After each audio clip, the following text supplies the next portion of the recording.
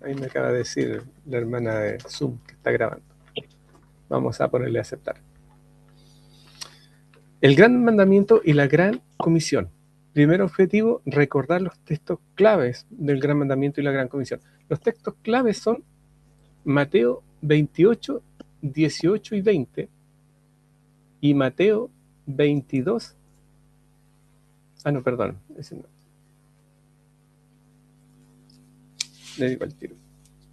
Mateo 22 del 34 al 40.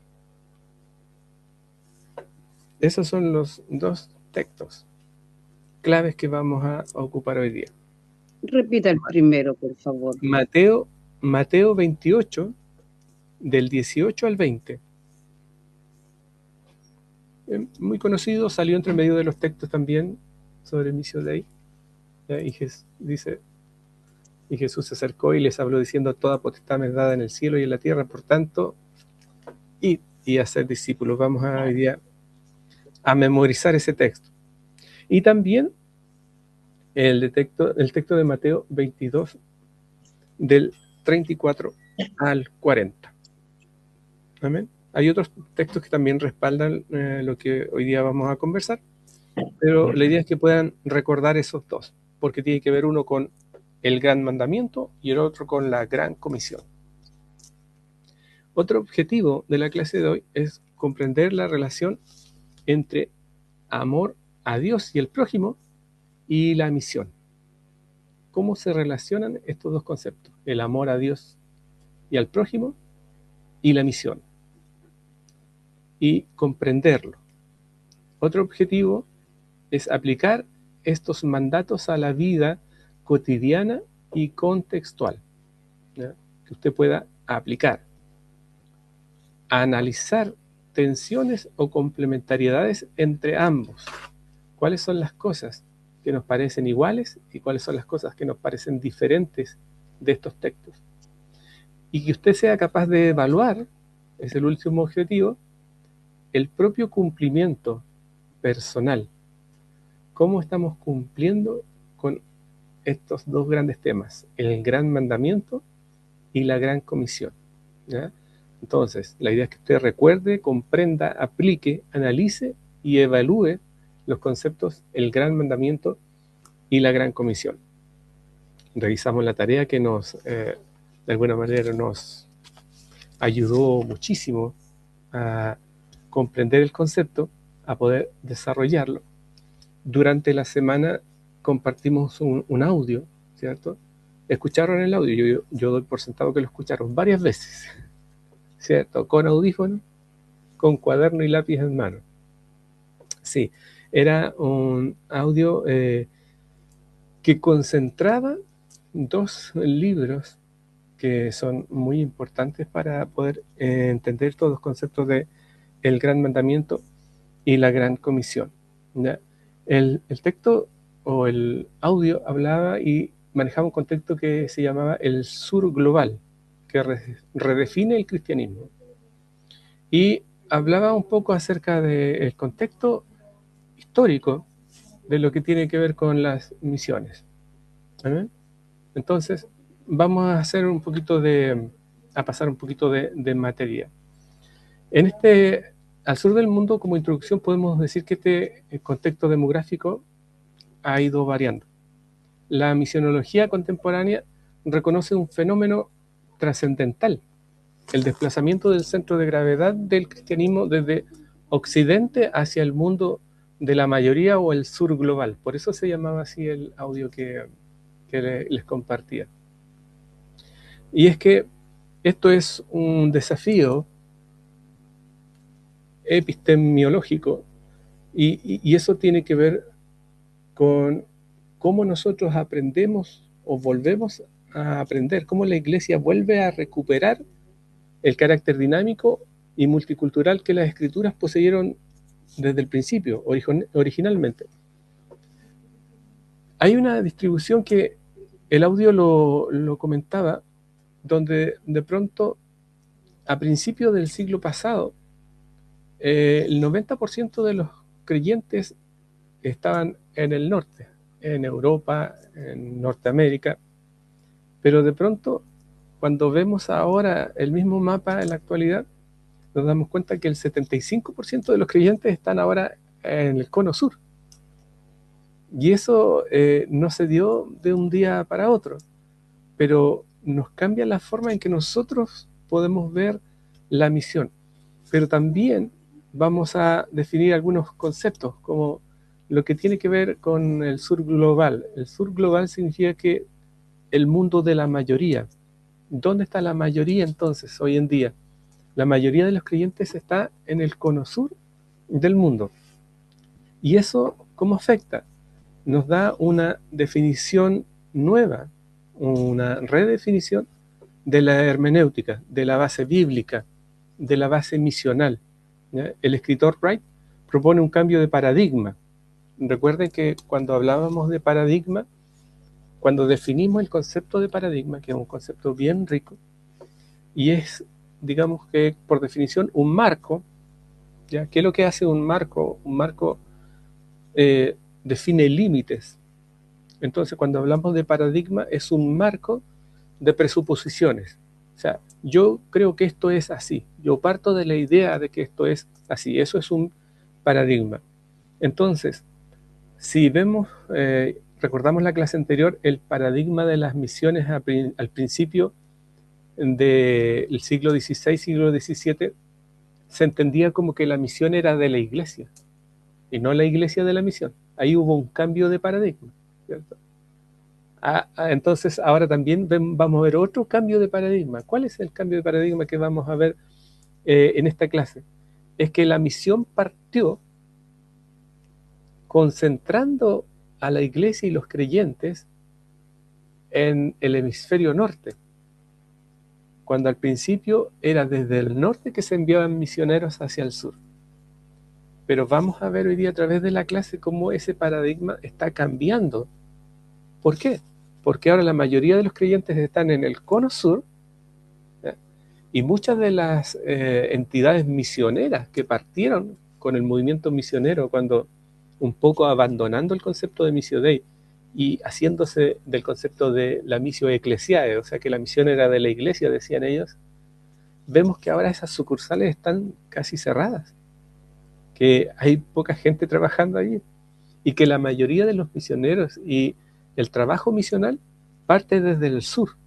Entonces hubo un cambio de paradigma, porque no es lo mismo, y vamos a verlo a través de la clase, cómo se entendía la misión desde el tiempo cuando nació en Europa, en Norteamérica, enviando misioneros hacia el sur, que ahora, ¿cómo la entendemos nosotros que estamos en el sur y somos mucho más los creyentes? Hablamos hasta de un 75% de creyentes a nivel mundial, estamos todos en el cono sur, ya no están en el norte. Entonces, vamos a estudiar cómo se fue dando esto y cómo se llegó, digamos, a cometer ciertos errores de interpretación, ¿ya? Una de las cosas que vamos a estudiar al principio es, por ejemplo, Mateo 28, del 18 al 20, que es un texto muy conocido, ¿ya? La mayoría lo maneja y de hecho apareció en medio de las tareas. El problema fue que, según lo escribe Christopher Wright en el libro que está puesto también en el WhatsApp para los que lo quieran o lo puedan leer para profundizar en esto, él hace una crítica respecto de cómo los primeros o el primer misionero en Europa hizo una lectura de Mateo 28, 18 al 20, ¿ya? Cuando Carey realizó un avance histórico que no se debe desconocer, no se debe menospreciar. Fue un gran avance misionero lo que se hizo desde William Carey en adelante. Sin embargo, se basa en un pilar que es débil. ¿Por qué? Si usted escuchó el audio, se va a dar cuenta que en el libro, porque el audio es un extracto del libro, refleja lo que pasó en su contexto histórico. William Carey pertenecía al imperio inglés y resulta que el imperio inglés en ese tiempo estaba en una etapa de expansión y su contexto entonces para William Carey fue leer estos versículos en su contexto, olvidándose de cuál fue el contexto original. Esto nos habla de lo importante que es el contexto en la palabra. Cuando nosotros leemos la Biblia y la descontextualizamos, muchas veces vamos a caer en errores que tienen que ver con lo que yo le llamo, y le comentaba a mis hermanos en la reunión de varones, lo que tiene que ver con el salto hermenéutico. El salto hermenéutico es cuando usted toma la palabra, la interpreta y llega y lo aplica a la actualidad. Por eso se llama un salto hermenéutico, porque tiene que ver un salto a través de la historia, de la escritura, desde un contexto histórico a otro.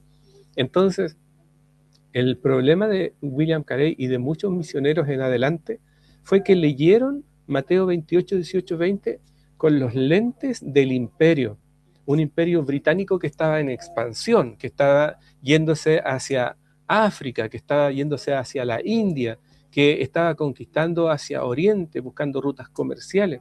Entonces, al leer esta parte del Evangelio de Mateo 18 al 20, nosotros nos podemos encontrar con que se lee el versículo como si fuera una orden marcial, como si fuera una orden militar, como si esto fuera algo imperioso, y valga el concepto porque venía del imperio.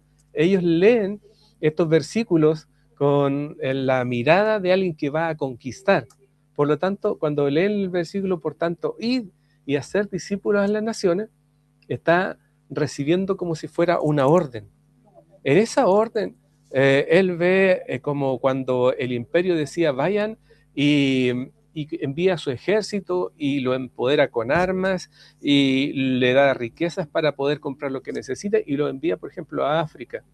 Pero recuerden que el imperio británico no iba a África, no iba a Europa a compartir sus conocimientos, que lo hacía, por supuesto, de manera natural, sino que iba a obtener nuevas tierras, nuevas riquezas. En ese tiempo había esclavitud, a tomar personas y llevarlas como esclavos. Entonces, la mirada imperial era muy distinta a la mirada del Evangelio. Pero William Carey lo lee desde la mirada imperial. Por lo tanto, cuando él lee el versículo, por tanto, id, él lo toma como una orden militar. Y entonces es muy distinto si nosotros tomamos el contexto de cuando fue escrito Mateo 18, 20. Los primeros cristianos no eran un imperio. Los primeros cristianos no eran militares.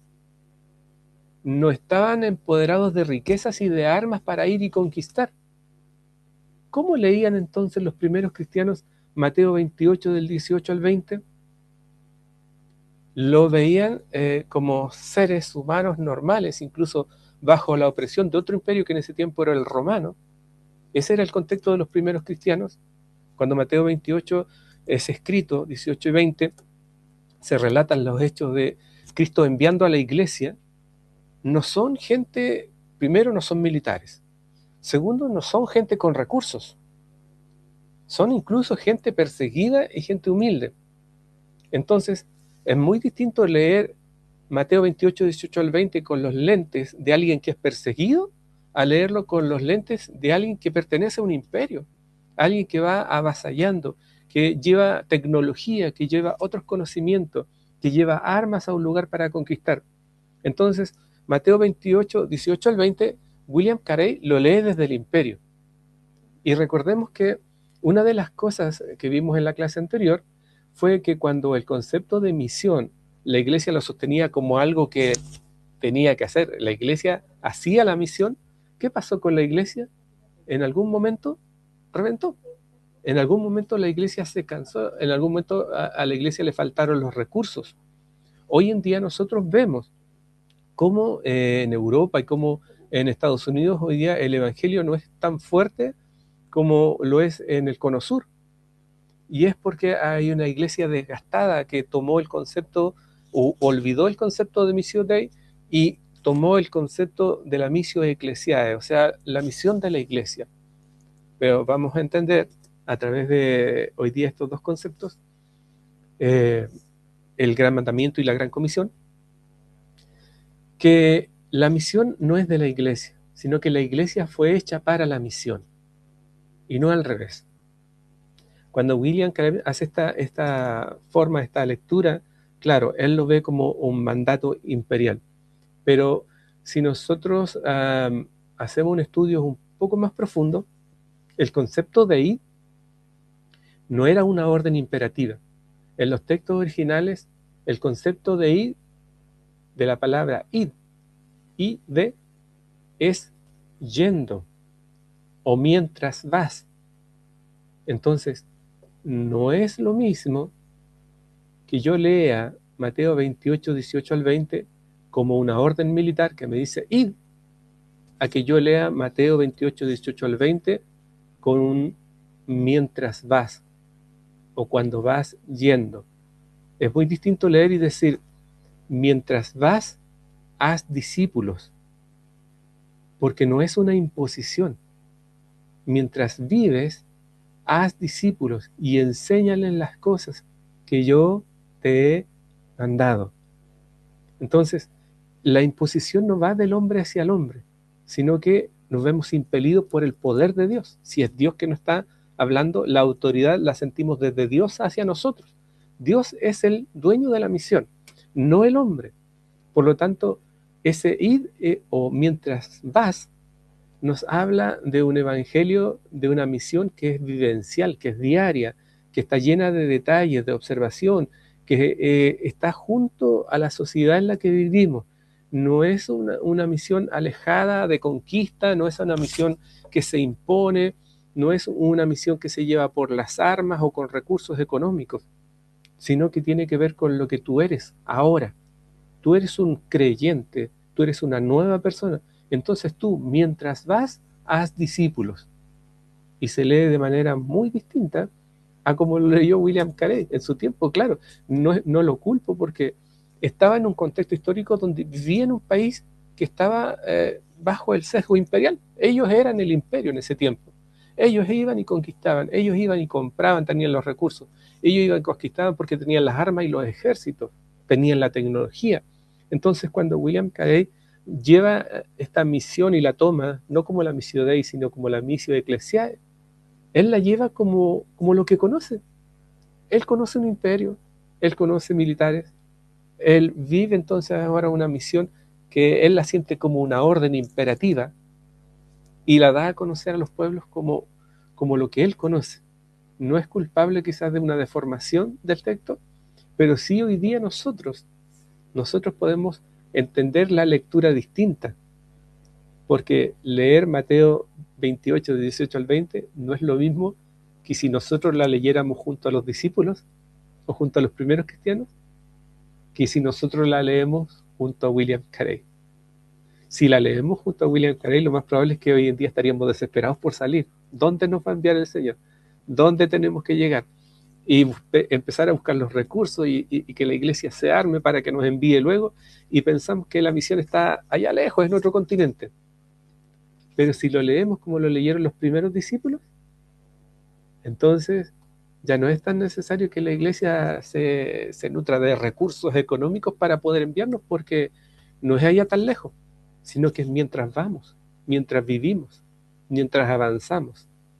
Entonces, un pequeño significado en la lectura hace un gran cambio. Esto afectó a las misiones más de un siglo, más de un siglo. Entonces, que a veces nosotros pensamos, no, pero si no pasa nada, si no estudio lo suficiente la Biblia, no pasa nada. Pero ¿qué pasa cuando hacemos una mala interpretación de las Escrituras? Pasa como le pasó a los ingleses, que queriendo hacer la misión de Dios, que es algo muy bueno y que nos sirvió mucho, porque muchas de las misiones enviadas desde el norte hacia el sur produjeron lo que nosotros hoy día vivimos en muchas congregaciones que son tradicionales, nacieron de esos misioneros, ¿ya? Pero el mandato no era imperial, era indicativo, era muy distinto a una imposición, sino que era una condición. Tú ahora, mientras eres cristiano, tú haz discípulos y enséñale las cosas que yo he mandado. No es solamente unir allá lejos, sino que es mientras vas, mientras vives. Entonces nos hace un llamado a una coherencia hermenéutica, que les explico. La hermenéutica, lo dije, pero lo vuelvo a repetir.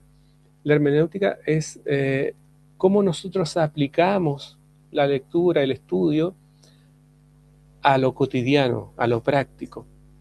Entonces, en ese salto hermenéutico, se nos exige coherencia. Debemos entender cuál era el contexto cultural e histórico cuando se escribió la Biblia y que tenía un sentido específico. Y cuando nosotros queremos aplicarlo a nuestro tiempo, tenemos que entender cuál es nuestra cultura, cuál es nuestra historia, para no aplicar cosas que están fuera, totalmente distintas de lo que fue al principio de donde fue escrita la palabra, como le pasó a los ingleses. Entender que la realidad multicultural hoy en día no es un impedimento, no es una barrera, sino que es un enriquecimiento de lo que conocemos respecto de Dios. Porque la misión es de Dios. Y como la misión es de Dios y no del hombre, sucede que si fuera del hombre, en otros lugares donde ha sido predicada la palabra, tienen visiones muy distintas y a veces cosas que son mucho más enriquecedoras, ¿ya? Y una comprensión mucho más enriquecida de algunas cosas. Es así que, por ejemplo, los nuevos creyentes en Arabia, pueden entender mucho mejor algunas costumbres de la Biblia que nosotros, porque ellos están allá cerquita. Entonces tienen una cultura muy parecida. Eso no es un impedimento, ¿ya?, para que hagamos misión juntos, sino que por el contrario, enriquecen los conceptos. También tenemos que, de alguna manera, luchar contra la hegemonía teológica occidental, pensar que nosotros tenemos la verdad absoluta y lo que nosotros interpretamos de la palabra, eso es, que la misión es como nosotros la entendemos. Porque la Missio Dei dice que la misión no es nuestra, es de Dios.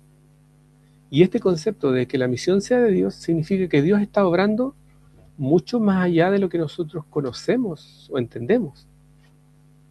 Entonces, a veces dejar la humildad en las carteras, dejarla guardada, nos pasa la cuenta porque pensamos que solamente Dios trabaja como nosotros sabemos o como nosotros queremos, pero Dios es mucho más que nosotros. Por lo tanto, si la misión es de Dios, muchas veces Dios va a estar haciendo misión y nosotros no nos vamos a enterar, ni el dónde, ni el cómo. Por eso debemos tener la humildad de adherirnos a la misión y de entender que la misión no es nuestra, sino que de Dios. Entonces hay que luchar contra esa hegemonía o aquellos que se toman el poder teológico y dicen, Dios es como yo digo, como yo lo interpreto.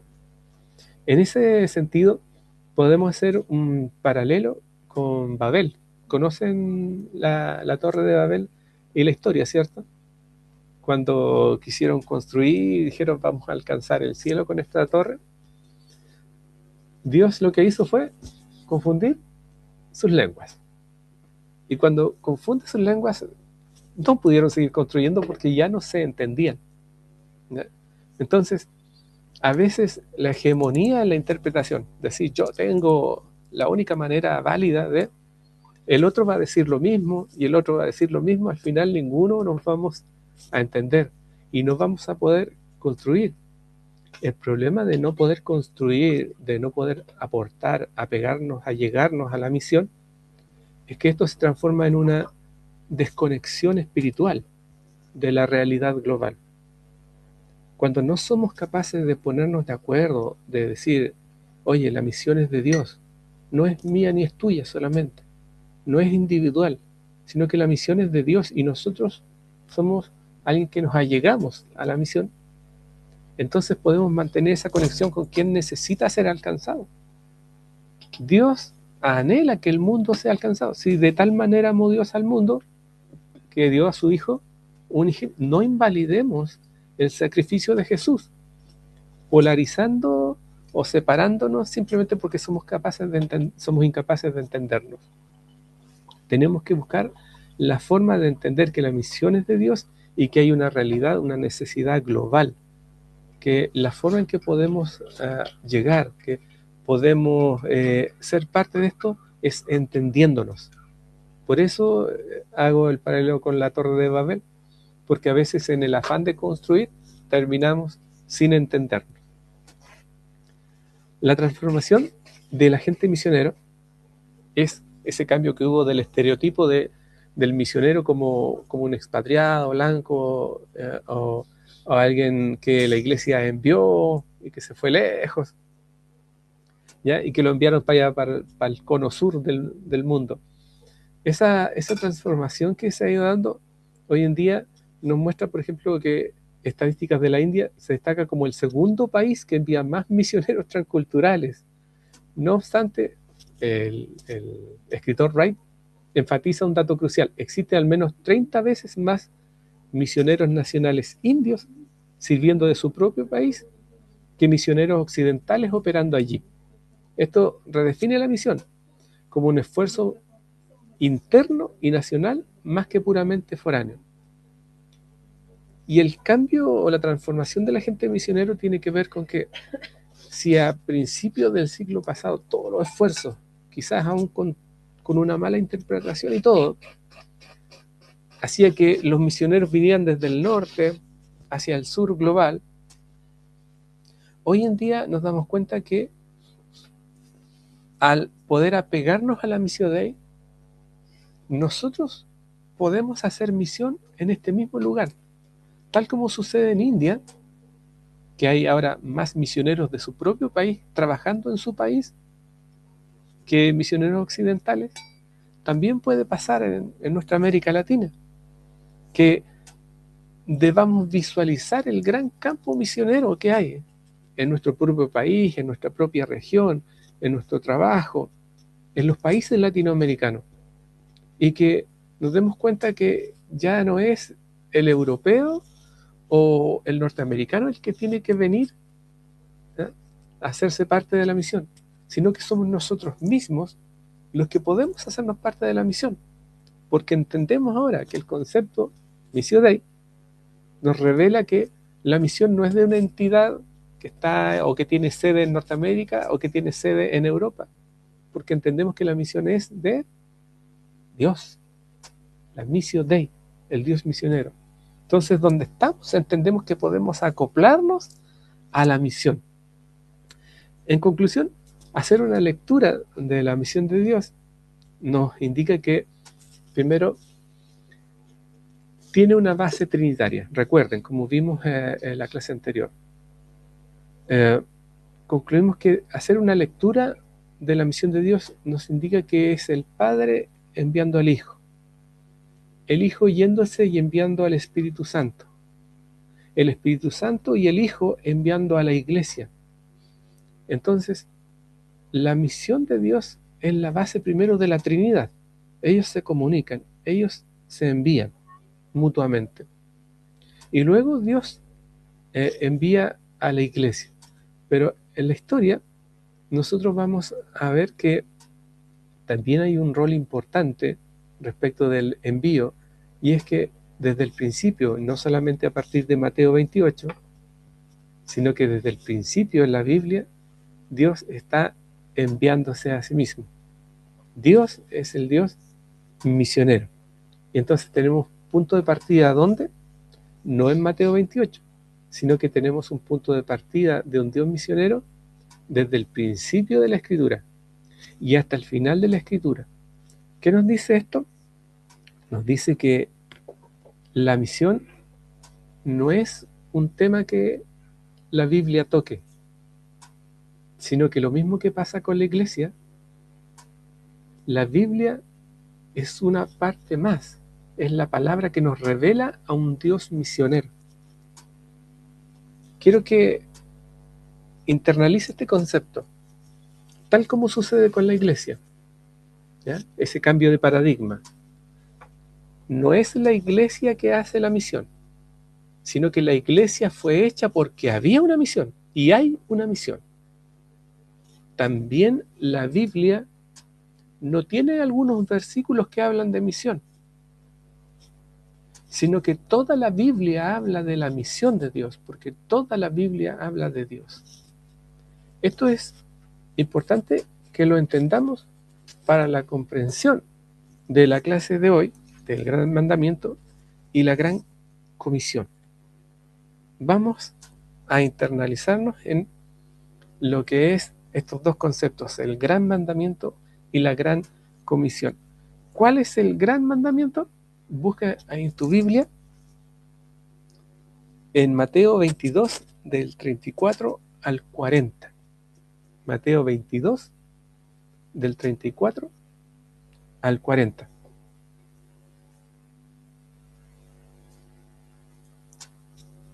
Dice: entonces los fariseos, oyendo que había hecho callar a los saduceos, se juntaron a una, y uno de ellos, intérprete de la ley, preguntó por tentarle, pero le preguntó, diciendo, perdón, aquí me falta un versículo.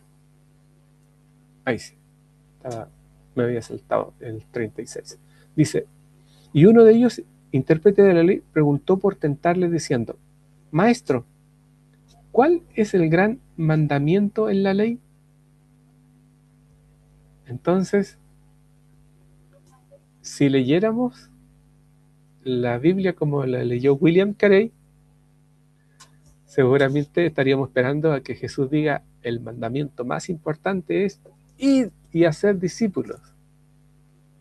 Pero no ese es el más importante, sino que Jesús le contesta a los saduceos, a los fariseos, y les dice, el gran mandamiento es, amarás al Señor tu Dios con todo tu corazón, con toda tu alma y con toda tu mente.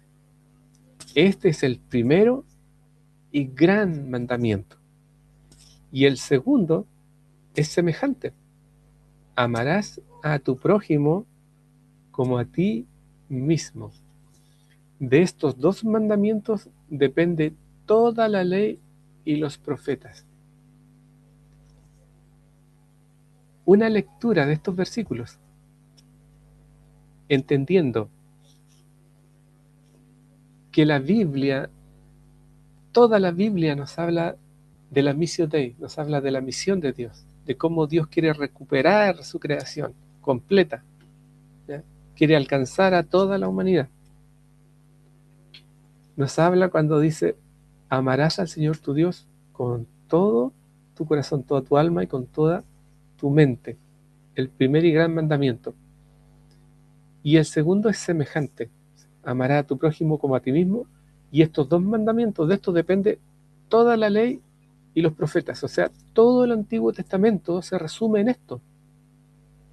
En amar a tu prójimo como a ti mismo. Primero, amar a Dios con todo. Y segundo, amar a tu prójimo como a ti mismo. Eso nos muestra que siempre estuvo en Dios, porque esa es su naturaleza, alcanzarlos. Amar a tu prójimo. No podemos hacer misión si no entendemos que debemos amar a nuestro prójimo. Hoy en día la misión a veces se entiende como ir y dejar el mensaje. Pero nosotros estudiando la Missio Dei entendemos que no es solo ir a dejar el mensaje, sino que aquellos que reciben el mensaje se conviertan y vuelvan a Dios. ¿Por qué? Porque Dios es el principio, Dios es el medio y Dios es el final de la misión. La misión se completa cuando los perdidos vuelven a Dios. Él es el final, Él es la misión. Por lo tanto, esta frase del gran mandamiento expresa algo muy importante, que en el amor al prójimo está el cumplimiento de todos los mandamientos, de toda la ley, de todas las profecías. Claro, hablando de Cristo y hablando de la iglesia. ¿Dónde se cumplen toda la ley y todas las profecías? En el amor al prójimo. Si Cristo la cumplió, porque Dios de tal manera amó al mundo, que dio a su Hijo unigénito. Él por amor, en obediencia, entregó su vida. ¿Para qué? Para que pudiéramos alcanzar salvación. Y ese es el mensaje de la iglesia, esa es la misión, alcanzar a los perdidos, decirle, hay un camino de vuelta, yo soy el camino, la verdad y la vida. Como vimos en la clase anterior, somos los que encontramos el pan y le vamos a decir a otros que tienen hambre, ¿dónde está el pan? ¿Por qué? porque Dios es el final, el principio y el medio de la misión. Lo es todo. Cuando nosotros entendemos que el gran mandamiento es amar a Dios con todo y al prójimo como uno mismo, entonces tenemos una base motivacional para la misión. Sin esa base motivacional, si no logramos entender que el amor es el que movió a Dios, el amor es el que mueve a la iglesia, ¿cómo podemos ir a hacer misión? ¿Cómo podemos alcanzar a otros? ¿Cómo podemos hacernos parte de esto? Y si hay algo que no debemos hacer, es hacernos parte de algo que no entendemos, de algo que no tiene sentido. Cuando nos hacemos las cosas sin sentido, cuando no las entendemos, es muy fácil desmotivarse, porque eso requiere solamente disciplina. Pero cuando entendemos para qué sirven, cuando entendemos el sentido de las cosas, en este caso el sentido de la misión, entonces eso nos motiva. Por eso debemos comprender el concepto de el gran mandamiento y la gran comisión. El gran mandamiento que está en Mateo 22, 34 al 40, nos habla de cómo debemos amar a Dios y cómo debemos sí o sí amar al prójimo, porque ahí está el resumen de todo lo anterior, de todo el Antiguo Testamento. ¿Qué nos habla entonces la Biblia? ¿Qué nos dice en el Antiguo Testamento? Nos habla de un Dios que nos quiere alcanzar, que quiere alcanzarnos, del Dios misionero. La misión Dei no se encierra en un versículo, sino se encierra en toda la Biblia. En cambio, la Gran Comisión, Mateo 28, del 18 al 20, pueden buscarlo en su Biblia, Mateo 28, del 18 al 20, lo vamos a buscar para leer. Dice: y Jesús se acercó y les habló diciendo: toda potestad me es dada en el cielo y en la tierra. ¿Quién le dio el poder? Dios. Por tanto, id y haced discípulos a todas las naciones, bautizándolos en el nombre del Padre y del Hijo y del Espíritu Santo, enseñándoles que guarden todas las cosas que os he mandado, y he aquí yo estoy con vosotros todos los días hasta el fin del mundo. Amén, dice. Qué distinto es leer estos versículos desde la perspectiva de los primeros cristianos. Y en vez de entender el por tanto ir como una orden, entenderlo como mientras vas, haz discípulos a todas las naciones. Bautízales en el nombre del Padre, del Hijo y del Espíritu Santo. Enséñales que guarden todas las cosas que os he mandado. Y yo estoy con vosotros todos los días. Cuando nosotros entendemos el mientras vas, en vez de el id que hemos leído toda la vida hemos leído el id.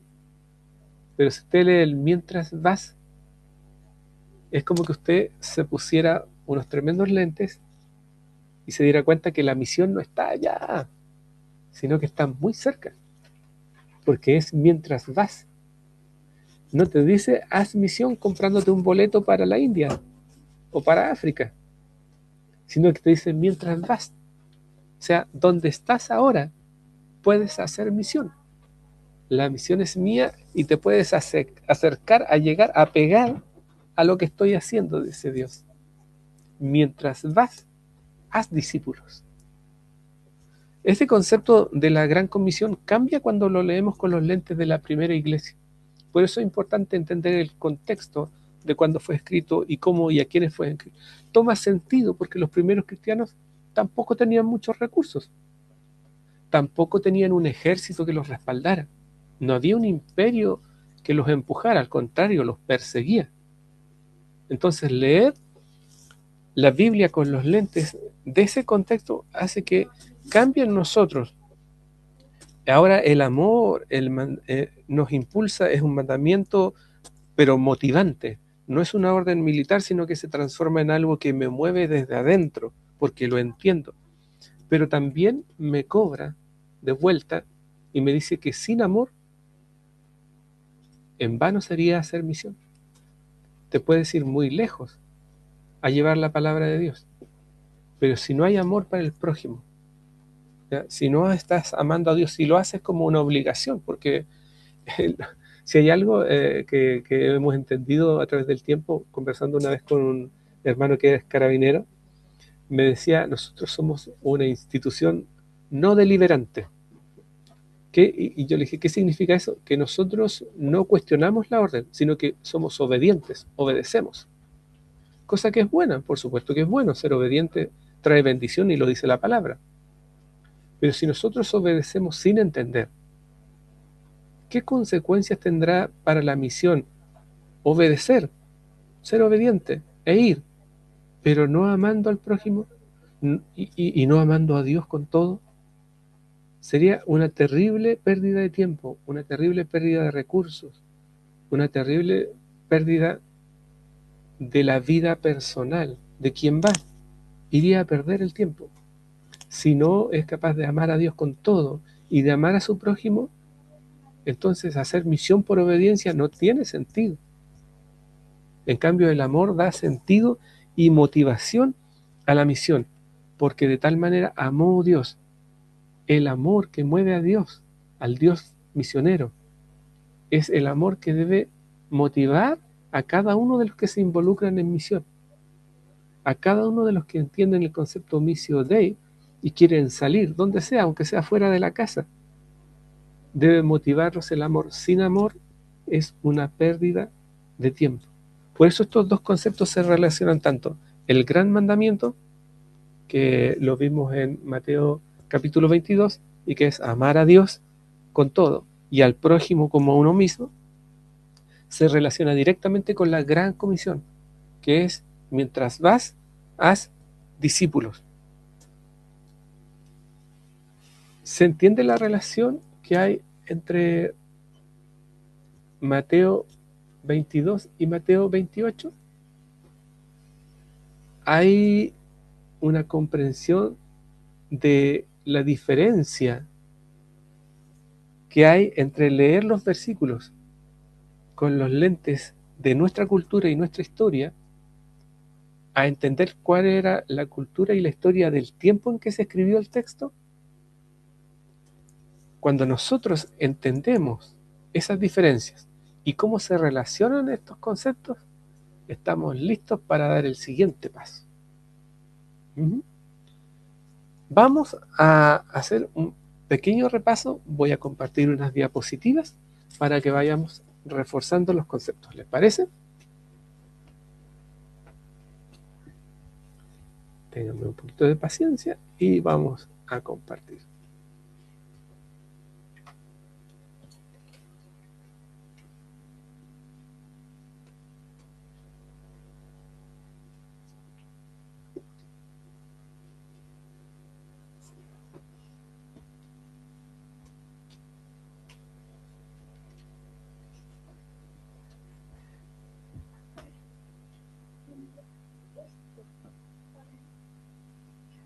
¿Se ve algo? ¿No se ve nada todavía? No. Tenemos un poquito de paciencia además.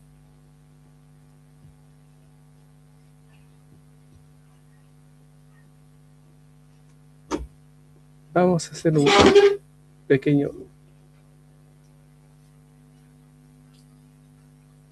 A ver. Aquí está.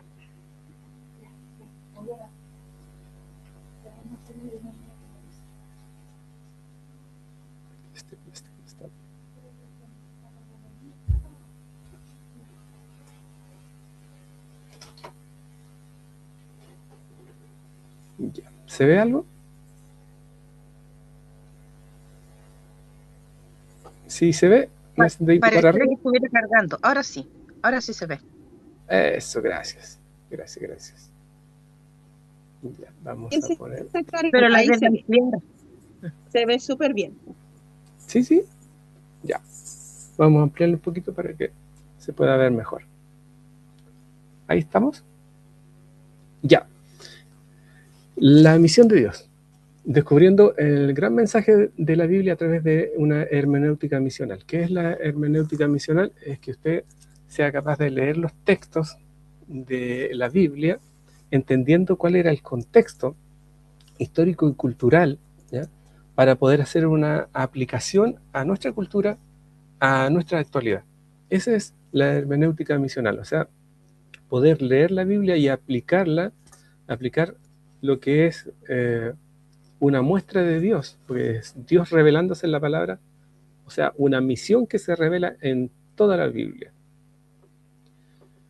Cuando nosotros pensamos, por ejemplo, en lo que era el status quo o cómo se manejaban las cosas, nosotros podemos ver que en el tiempo que comenzaron las misiones con William Carey, ¿ya?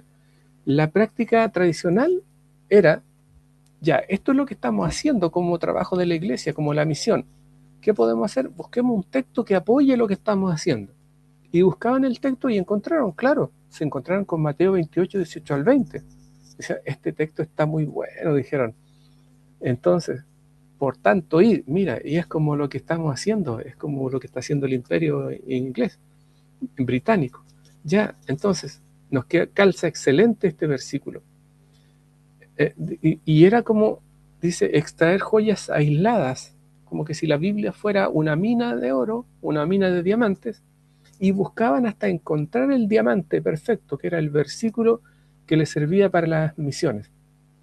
Esa era la forma en que antes se apoyaba bíblicamente o teológicamente las misiones, ¿ya? El problema de eso es que se leía como en su contexto, en este caso lo leía como imperativamente, como un mandato, ¿ya? En vez de una narrativa completa, en vez de entender que toda la Biblia no habla de misión, lo veían como que si fuera un mandato específico. Ir a la misión era el mandato de ese momento. Y esa era la forma en que se veía la misión y cómo se interpretaba la Biblia en apoyo de la misión. Pero el problema de eso es que eso es un pilar muy delgado. Cuando nosotros buscamos un versículo que apoye lo que estamos haciendo, en realidad lo que estamos haciendo, como bien dicen los predicadores, es sacar un texto de contexto para usarlo como pretexto, ¿ya? Porque lo que estamos haciendo es buscar un versículo que apoye lo que ya estamos haciendo. Y eso, en realidad, es entender que como si la Biblia fuera solamente una mina de diamante y buscamos dónde está el diamante, cuando en realidad ahora entendemos que toda la Biblia es la riqueza, que toda la Biblia nos habla acerca de misión. Por lo tanto, ese cambio de paradigma lo vamos a ver en estas diferencias. El enfoque tradicional buscaba una base bíblica para la misión, pero ahora nosotros entendemos que la Biblia es una base misional, toda la Biblia, no algunos versículos, sino que toda la Biblia nos habla de lo que Dios siempre ha querido, alcanzar al mundo, porque Dios es el Dios de la misión, es su misión. Antes, la Biblia era, y los versículos que aplicaban eran como encontrar joyas misioneras dentro de la mina de la Escritura. O sea, había que trabajar y encontrar para tener sustento en lo que se estaba haciendo. Pero hoy en día nosotros entendemos que todo el mensaje de la Biblia es la joya, que ya no es un versículo en particular, sino que toda la Biblia nos ayuda a comprender el mensaje, que Dios es un Dios misionero y se revela en toda la Biblia. Antes, cuando el hombre encontraba un sustento y decía, este versículo me sirve para ir y suena tal como lo que yo vivo el día a día en este imperio británico, se transformaba en antropocéntrico, era una misión que estaba alrededor del hombre, ¿ya? Y el hombre buscaba una justificación para lo que la iglesia ya hacía, no como algo, como una naturalidad, lo que era del principio que vimos en la clase anterior, la naturaleza de Dios misionera, la Trinidad, que incluso antes de ser usado como una doctrina de trabajo o la visión misionera en cuanto al envío de las personas, se usaba para la defensa de la Trinidad, un Dios que se envía a sí mismo, ¿se acuerdan? En cambio ahora es teocéntrica, o sea, descubrimos lo que Dios está haciendo y nos unimos a ello. Ese cambio se ha ido dando. Lo que antes era antropocéntrico y se buscaba el versículo para apoyar lo que ya la iglesia estaba haciendo, pero siempre rodeando al hombre, buscando el apoyo de lo que se estaba haciendo, ahora se transforma en algo teocéntrico, en descubrir que Dios es el que siempre está haciendo y nosotros nos podemos unir a lo que Dios ya está haciendo. Otra característica del enfoque tradicional es que había una vulnerabilidad a la crítica textual de versículos aislados, o sea, se buscaban versículos que apoyaran la misión, pero estaban todos separados. ¿Y eso qué hacía? Que la estructura completa fuera vulnerable. Cuando decía el audio que les compartía, cuando nosotros buscamos un versículo para justificar lo que estamos haciendo, es como construir un gran edificio sobre un solo pilar. El problema es que si ese pilar está mal hecho, como puede ser una interpretación errónea de un versículo, toda la estructura cae. En cambio, cuando nosotros entendemos que en realidad toda la palabra son y contiene pilares de la misión porque nos relata y nos habla de un Dios misionero, entendemos que esto es una estructura sólida, porque no está apoyada sobre un solo pilar, sino que tiene una coherencia global, ¿ya? Es lo que se le llama la coherencia global del metarrelato histórico. O sea, que toda la Biblia nos habla de un Dios misionero y que no solamente hay versículos que nos hablan de la misión, sino que toda la Biblia es el relato de un Dios misionero. Si nosotros descomponemos el concepto de misión, podemos ver que en el centro está la misión como el propósito de Dios, ¿ya? Y que nuestro compromiso como pueblo de Dios es participar en la historia de la redención. O sea, nosotros podemos acercarnos a lo que Dios está haciendo y participar. Históricamente, la palabra misionero terminó cargando una historia, terminó cargando un concepto que buscaba versículos para apoyarse. Pero cuando nosotros vemos en el Antiguo Testamento, Israel no enviaba misioneros a ninguna parte. Y es porque no hay versículos que apoyen la misión, sino que toda la Biblia nos habla de un Dios misionero. No pone la carga de misionero en el sujeto, en este caso en Israel, no lo pone sobre las personas, nos habla de un Dios misionero, como lo acabamos también de ver en el gran mandamiento. Por eso decíamos que cuando Jesús se le pregunta cuál es el mandamiento más importante, Jesús no dice es ir y hacer discípulos. No, el mandamiento más importante dice Jesús, y qué valor tiene que lo haya dicho Jesús mismo, es que el primer y más importante mandamiento es amar a Dios con todo, y el segundo, que es similar a ese, es amar al prójimo. Entonces, esa deformación del concepto misionero se termina cuando nosotros vemos que en realidad en el Antiguo Testamento no había misioneros, que Israel no mandaba misioneros.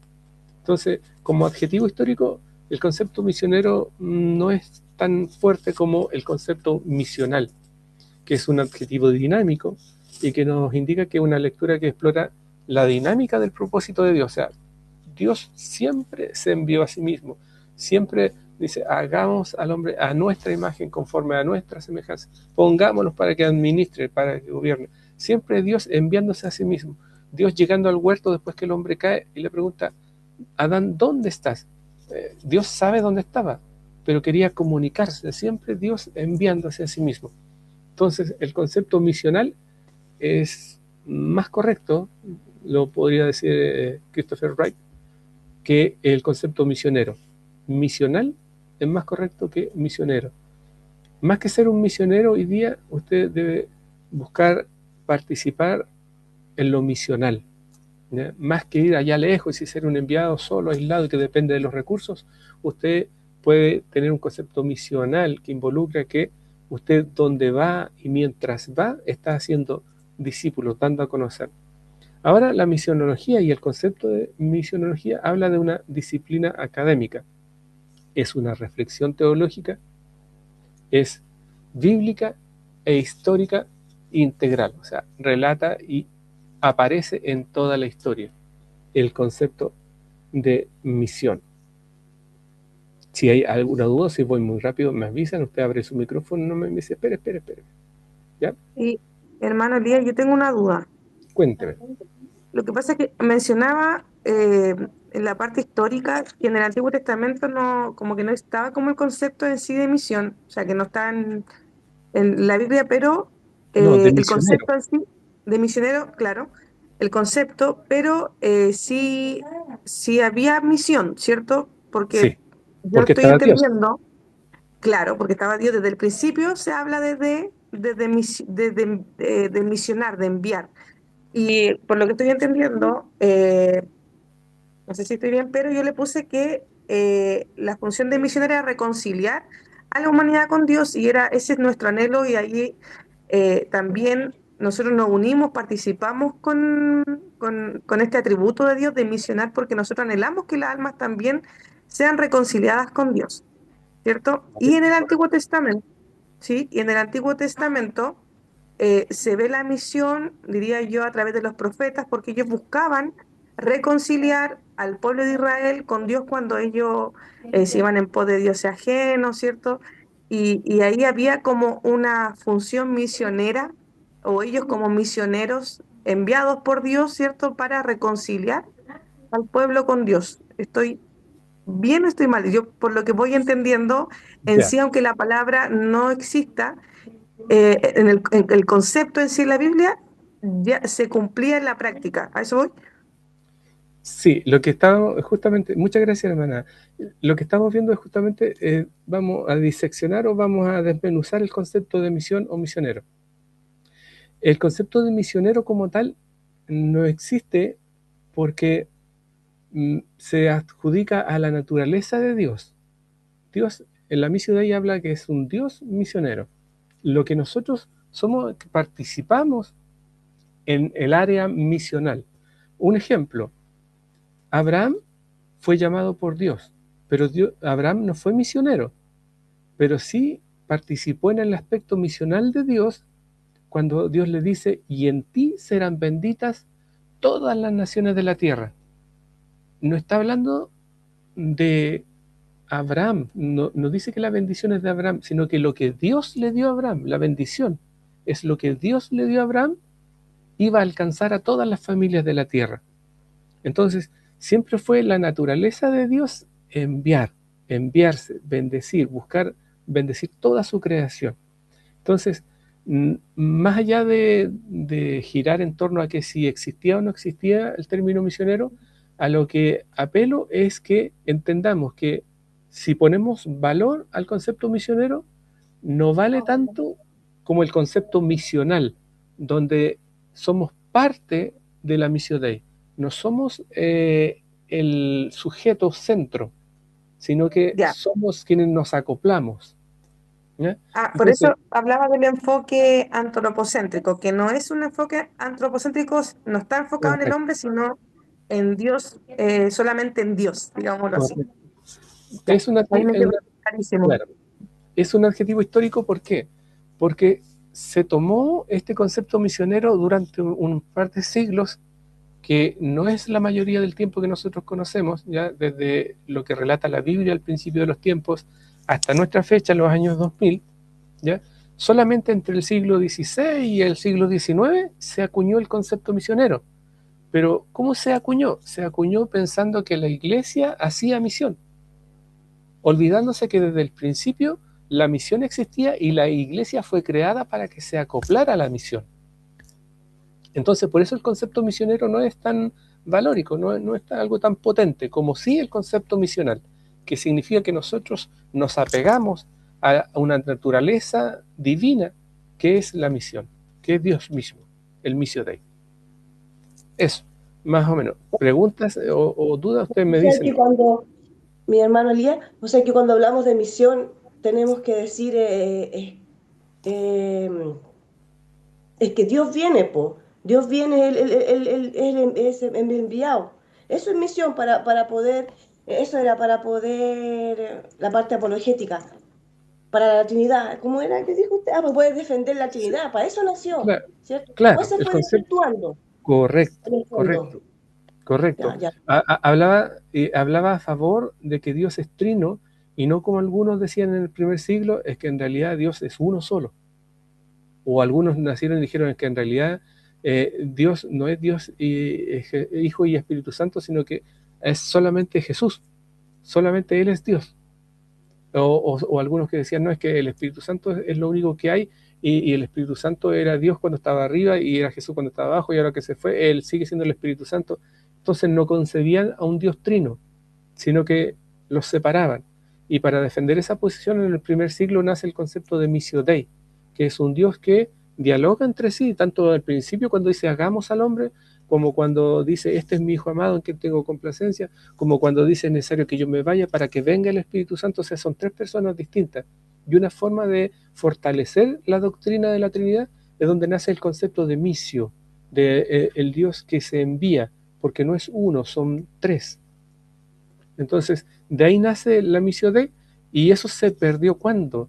Se perdió en el siglo XVI, cuando la Iglesia comenzó a entender el concepto missio Dei como si fuera algo que la Iglesia hace. Y no, era un concepto y era una doctrina natural de Dios, un atributo de Dios. Entonces, por eso reitero, el concepto misionero se acopla un poco al paradigma que había en la primera iglesia misionera aquí cuando nació en Gran Bretaña o en Norteamérica. A eso se acopla el concepto misionero. Por eso que está un poco deformado y solamente quedó como un adjetivo histórico. Conocemos que los misioneros son aquellos que Estados Unidos enviaba, o un misionero era alguien que Inglaterra enviaba, ¿ya? Pero en realidad, ahora desde esta comprensión, entendiendo que el misionero por excelencia o por naturaleza es Dios, nosotros más que ser misioneros somos misionales, nos acoplamos. La misión no es nuestra, sino que nos acoplamos a la misión de Dios. Ese es más o menos el desmenuce del concepto de misión o missio Dei, lo que vimos en la clase pasada. ¿Ya? Aquí hay un esquema que nos ayuda un poco para entender respecto de eso mismo, ¿ya? Que es la arquitectura de la Biblia o el mapa hermenéutico.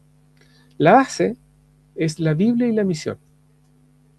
Una hermenéutica misional que sostiene toda la estructura. O sea, la Biblia y la misión es lo que a nosotros nos ayuda a entender, primero, que Dios es el Dios de la misión, ¿ya? Y apunta el cono, el triángulo hacia arriba. Nos habla, claro, de un monoteísmo, de que Dios es uno solo, pero al mismo tiempo nos enseña, porque toda la Biblia nos relata de un Dios Padre, nos habla de su Espíritu, luego se revela también con su Hijo Jesucristo, o sea, nos habla de esa Trinidad. Pero también habla acerca de que esa misión que parte con Dios la toma el pueblo. También Israel toma la misión de Dios. ¿Por qué? Porque cuando vemos en Abraham, por ejemplo, que Dios le dice, y serán benditas de ti todas las naciones de la tierra, no le dijo te voy a enviar como misionero, sino que mientras vas, tú vas a bendecir todo lo que esté alrededor tuyo. ¿Por qué? Porque mi plan es que todas las naciones sean benditas en ti, en tu simiente, le digo.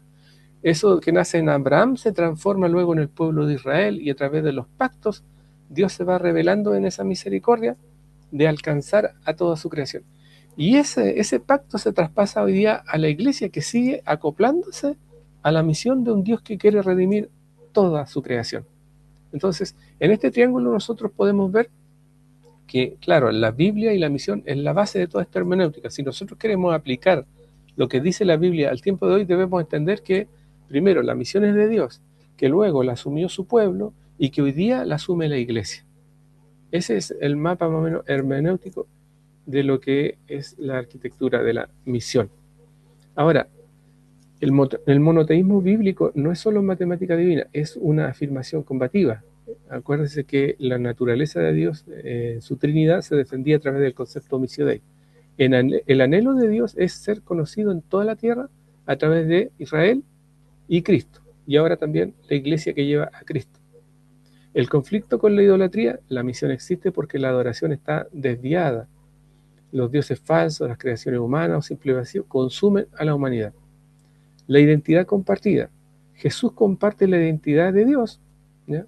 Es creador, es juez, es salvador, y cumple su misión hacia las naciones.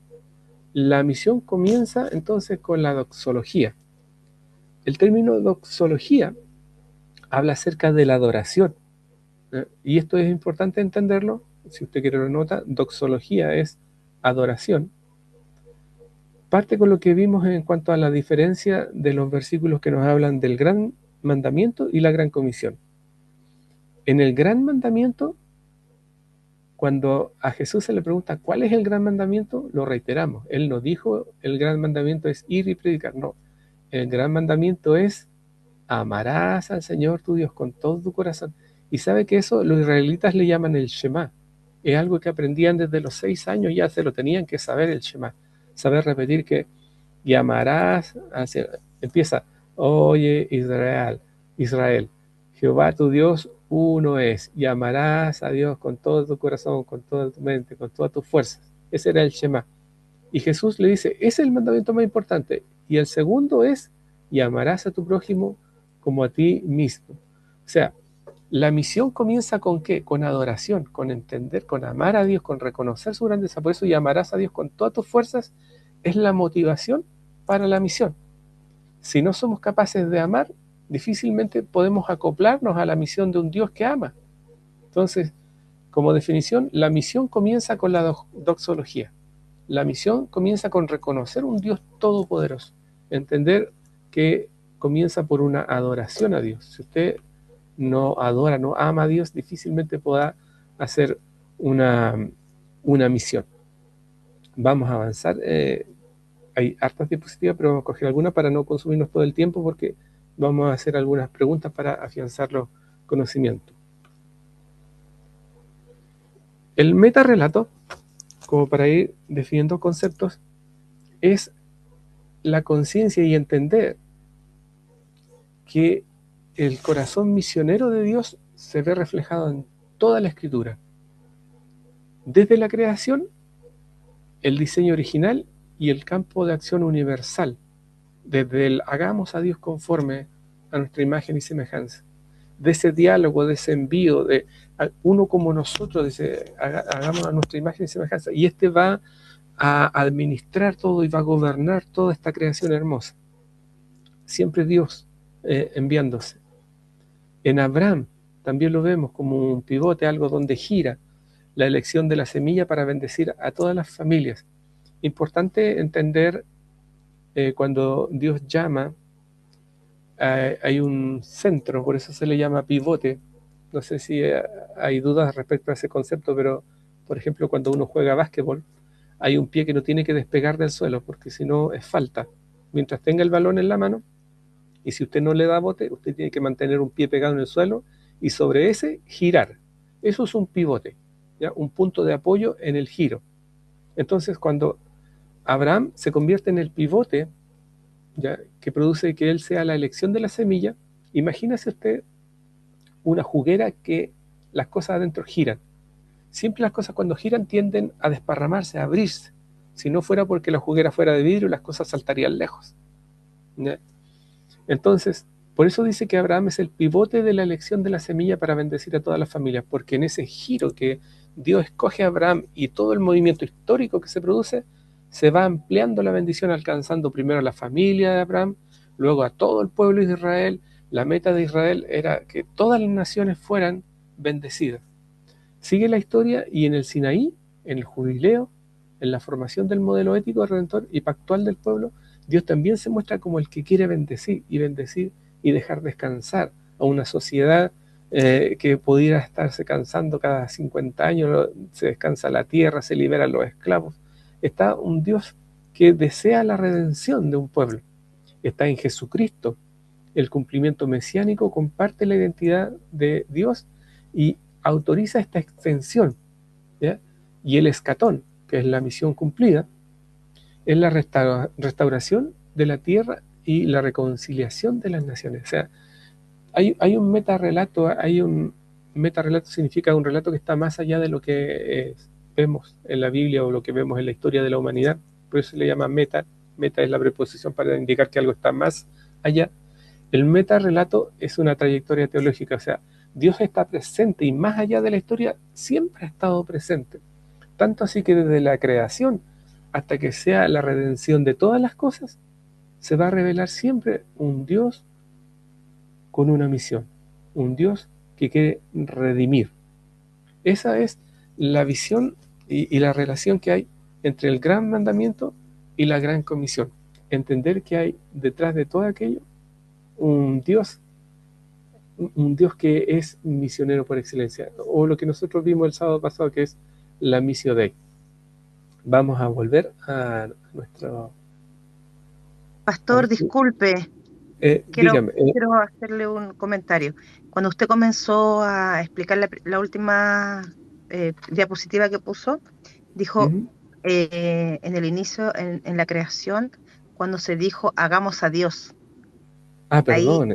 hagamos al hombre. Como se está grabando, entonces para que no haya después esa confusión. Muchas Yo sé gracias. que se entiende, a lo mejor estamos ya todos, a lo mejor durmiendo ya con sueño, pero sabemos que en Espero el que no. principio se dijo hagamos al hombre. Hagamos al hombre. Se agradece. Muchas gracias por la aclaración. Vamos a hacer algunas preguntitas. A ver si es que el computador me responde, porque está un poquito bañado. A ver.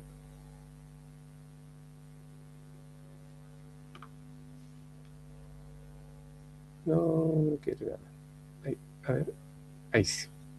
Ya, ahí sí, volví con ustedes porque no los podía ver. Ahora los puedo ver. Gracias, hermano, por la aclaración. Sí, por supuesto. Qué bueno que esté atento a aquello y podamos corregirlo. Es muy bueno.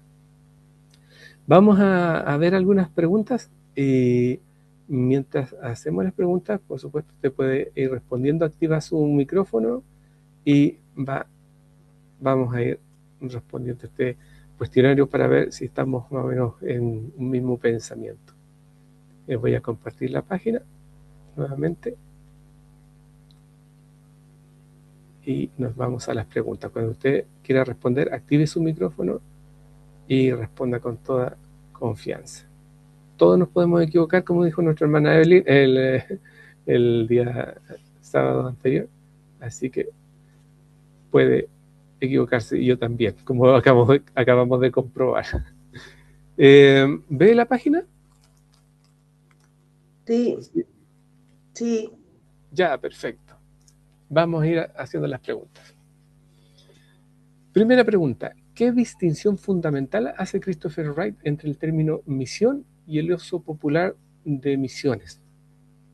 ¿Cuál es la diferencia que hace el escritor Wright respecto de este término?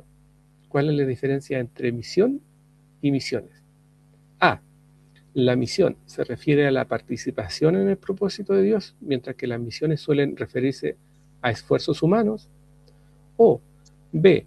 Las misiones son el fundamento teológico y la misión es la práctica eclesial resultante. C. No existe diferencia real, ambos términos se usan indistintamente para describir la evangelización global. O D. La misión es un concepto exclusivamente del Nuevo Testamento, mientras que las misiones abarcan toda la historia bíblica. ¿Cuál dice usted o dicen ustedes que es la respuesta correcta de los conceptos que hemos visto? La A. La D. A. Amén. Exacto, dice.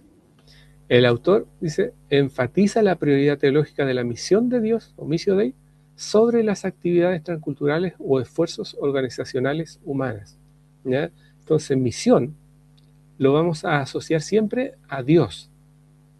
Y las misiones las asociamos entonces a los esfuerzos organizacionales humanos.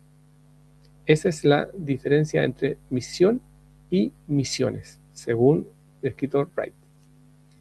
Segunda pregunta.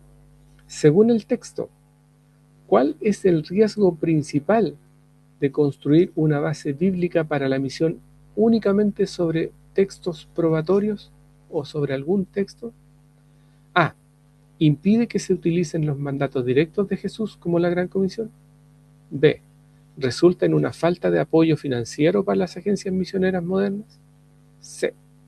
¿Hace que el estudio de la misión sea demasiado complejo para los estudiantes de teología? O D.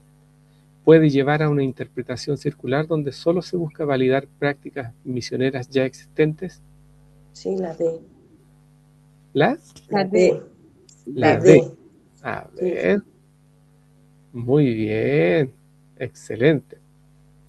Puede llevar una interpretación circular donde solo se buscan validar prácticas misioneras ya existentes. El uso de textos aislados corre el riesgo de ratificar preconceptos en lugar de permitir que la esencia del mensaje bíblico total evalúe la estrategia misionera. O sea, ¿qué estoy haciendo yo para acoplarme a las misiones? Si yo voy a buscar un texto que apoye lo que ya estoy haciendo, debo tener cuidado, ¿cierto? ¿Por qué? Porque me puede llevar a que me acostumbre, eso es una interpretación circular, a que me acostumbre a validar lo que hago con textos de la Biblia. No así, entendiendo que toda la Biblia finalmente sí me habla de misión, y no solamente en los textos que yo escojo. Siguiente pregunta. Hermano Elías, Dígame. perdón que lo interrumpa, pero algo que uno escucha mucho en temas de evangelismo y de misiones, pero muy recurrente, yo siempre lo escucho, que dice que yo sirvo en la obra a través de mi ministerio, como con el ejemplo, con el quehacer del día a día. Y quizá eso se apega bastante a lo que estábamos viendo en la pregunta, o sea, como siempre escoger un solo versículo que se apegue como a lo que yo estoy haciendo para validar mi compromiso con la misión. ¿Estoy en lo correcto o no? Sí, pero cuando hablamos de... Vamos a volver a la pregunta anterior para entenderla mejor. Cuando yo arriesgo, o claro, a una interpretación circular, voy a buscar algún texto que valide lo que ya estoy haciendo. Eso, de alguna manera, me va a privar de entender que hay muchas cosas que no solamente yo puedo hacer, sino que a lo mejor ya se están haciendo y yo desconozco porque la misión es de Dios, ¿ya? Entonces, cuando yo me acostumbro a justificar lo que estoy haciendo con textos bíblicos, es como cuando alguien quiere predicar algo o darle un palo a algún hermano por ahí y busca un texto para poder decírselo, ¿ya? Cosa que todos sabemos que es un error gravísimo, ¿ya? Pero hay algunas personas que pueden hacerlo por ignorancia o por esta interpretación circular, o sea, se acostumbran a validar lo que hacen con un texto. Pero recordemos que si la misión es de Dios, en realidad no hay un texto en la Biblia que nos diga cómo tenemos que hacer las cosas, sino que la Biblia nos va revelando cómo podemos ir acoplándonos a la misión que es de Dios. O sea, si nosotros empezamos a justificarnos con textos, nos vamos a perder quizás de cuánta riqueza de que Dios quiere indicarnos el camino por donde es, pero nosotros darle con validar lo que ya estamos haciendo. No sé si más o menos se entiende, hermana Evelyn. Amén, sí, perfecto. Gracias. Gracias. Pregunta 3. Al referirse a la demografía del cristianismo mundial al comienzo del siglo XXI, ¿qué dato destaca Wright? ¿Que el 90% de los cristianos todavía residen en Occidente y el norte global? ¿Que al menos el 75% de los cristianos del mundo viven en América Latina, África y Asia? ¿Que el cristianismo está desapareciendo rápidamente debido a la influencia de la posmodernidad? ¿O que Europa sigue siendo la principal fuente de envío de misioneros transculturales? B. B. En La el B. cono sur, sí, 76, pero aquí de África y Asia. Perfecto. Vamos a ver. Pero ¿por qué menciona África y Asia si habla del cono sur nomás? Porque el cono sur se refiere al planeta entero partido por la mitad. Y el sur es todo lo que está hacia abajo desde la línea del Ecuador. Entonces, si nosotros trazamos esa línea en el mapa mundi, la India, África quedan en el sur. Y América del Sur también queda en el sur, pues se llama América del Sur. Hace una división, una línea imaginaria de lo que es el norte, como América, que está en el norte, América del Norte, que son los norteamericanos, los estadounidenses, o los europeos, que también están, digamos, al norte de la línea del Ecuador. Entonces, la B es la respuesta. Wright dice que destaca el hecho de que ahora el 75% de los cristianos del mundo vive en América Latina, África y Asia, o sea, en el cono sur. De alguna manera nos está diciendo que, dice, el autor utiliza este dato para señalar que el centro de gravedad del cristianismo se ha trasladado al sur global o mundo mayoritario. ¿Dónde está la mayoría de cristianos ahora? Está en el sur del planeta, no en el sur de América, en el sur del planeta. ¿Se responde la pregunta o hay dudas? Sí. Todo bien, gracias. ¿Sí? Sí, Ok. Cualquier cosa, igual siempre estamos disponibles en el WhatsApp. Ustedes pueden preguntar y gracias. vamos a responder. Cuarta pregunta. ¿Cómo define Wright el adjetivo misional en contraste con misionero? ¿Se refiere específicamente a la evangelización directa sin acción social? ¿Se refiere a algo que se relaciona con las cualidades o dinámicas de la misión, similar a como pactual? ¿Se relaciona con pacto? ¿Es una palabra utilizada exclusivamente para describir la misión en el Antiguo Testamento? ¿O es un término que se aplica solo a las personas que son enviadas a otros países? Ese. La A. D ¿De dedo? de dedo. A ver. Oh, oh. No. Era la B. Algo que se relaciona con las cualidades o dinámicas de la misión, similar a como pactual, se relaciona con pacto. Se propone como un término más amplio, que evita los estereotipos coloniales asociados a misionero y permite una lectura dinámica de los textos. Por eso les comentaba que el término misionero se utilizó bien poquito en lo que es la historia. Se usó 2 o 3 siglos. Sin embargo, lo misional es el concepto natural de Dios. Dios es un Dios misionero. Entonces no aplican tanto a las personas.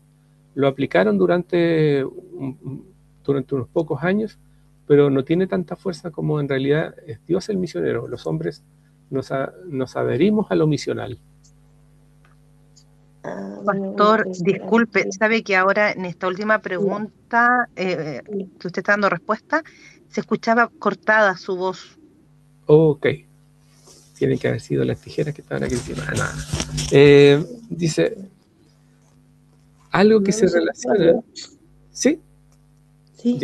Ya. La palabra misión ¿ya? Se aplica como lo de Dios, ¿cierto? Y las misiones como de los hombres. De la misma manera, misionero se aplica más a Dios, independiente que nosotros lo hayamos usado históricamente unos 100 o 200 años. ¿Ya? Pero la palabra misionero aplica más a Dios que a las personas. Por lo tanto, para nosotros podemos adscribir a lo misional, así como similar a pactual. ¿Ya? Es un concepto que es muy parecido. Quiere decir que el pacto, por ejemplo, viene de Dios a nosotros. Nosotros no pactamos con Dios. Es Dios el que pactó con nosotros. ¿Ya? Porque por ahí hay algunas denominaciones que hablan de pactar con Dios.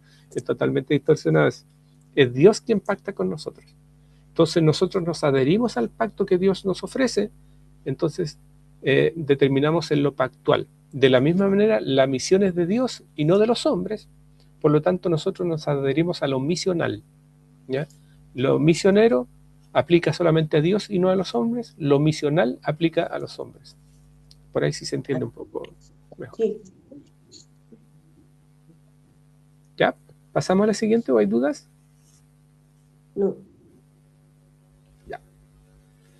5.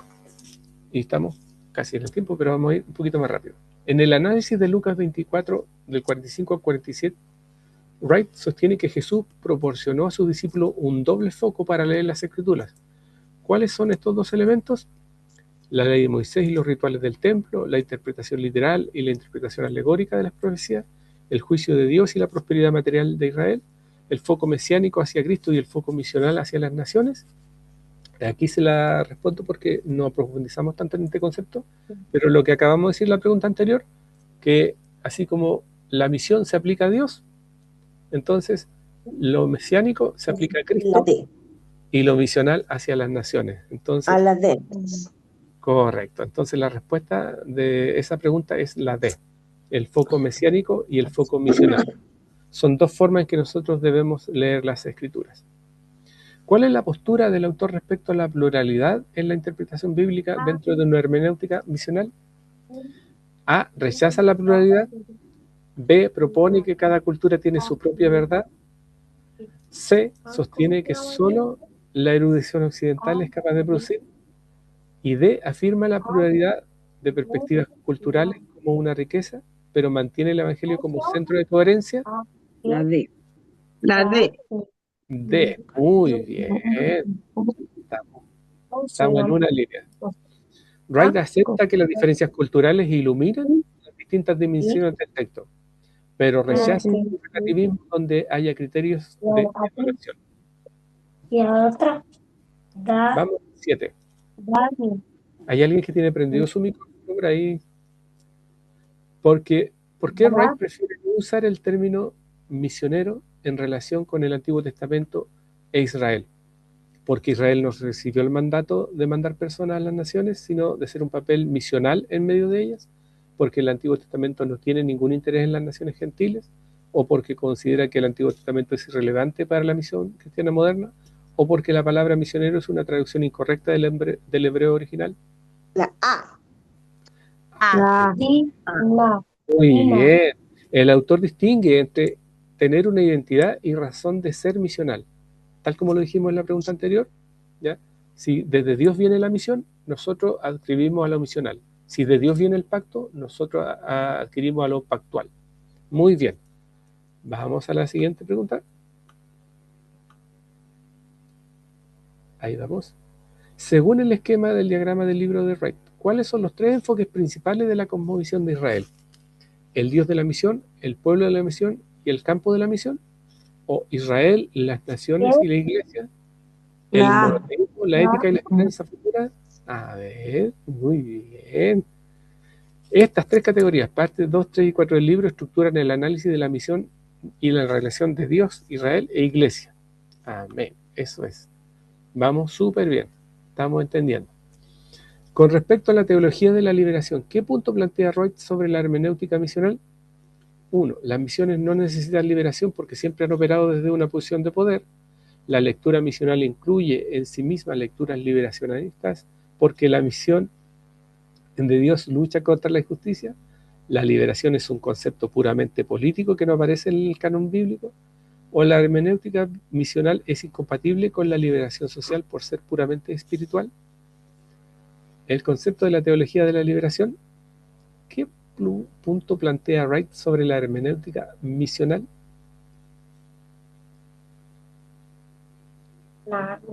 Parece que eso no lo vimos, hermano Elías. Sí, ¿No? sí la leyó, pero parece que la puramente espiritual. Yo creo que es la B. La B. ¿B o D? B, B. B. Ya. De boca. Correcto. Pero Wright sostiene- relacionado con algo que dijo en la clase pasada, hermano Elías. Correcto. La lectura misional incluye en sí misma lecturas liberacionistas porque la misión de Dios lucha contra la injusticia. ¿Ya? No somos caudillos que levantamos a la sociedad para ser liberada, sino que entendemos que la palabra y que la misión y que el conocimiento de Dios trae liberación. Entonces, pero no nos vamos a quedar quietos porque justamente porque la misión de Dios lucha contra la injusticia, dice la aseveración. Wright sostiene que la pasión por la justicia en las teologías de la liberación fluye de la revelación bíblica de un Dios que redime toda la creación.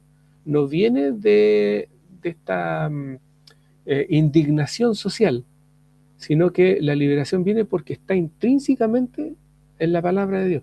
Viene desde Dios. Dios se revela a través de la palabra, siendo un Dios que quiere liberar a toda la creación, quiere redimirla. Entonces, más allá de la indignación que pueden algunos caudillos tener para ejercer una teología de la liberación, nosotros entendemos que es la naturaleza de Dios que lucha contra la injusticia.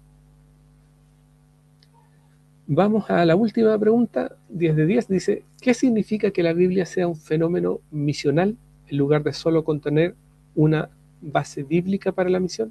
¿Significa que la Biblia solo debe ser leída por los misioneros profesionales?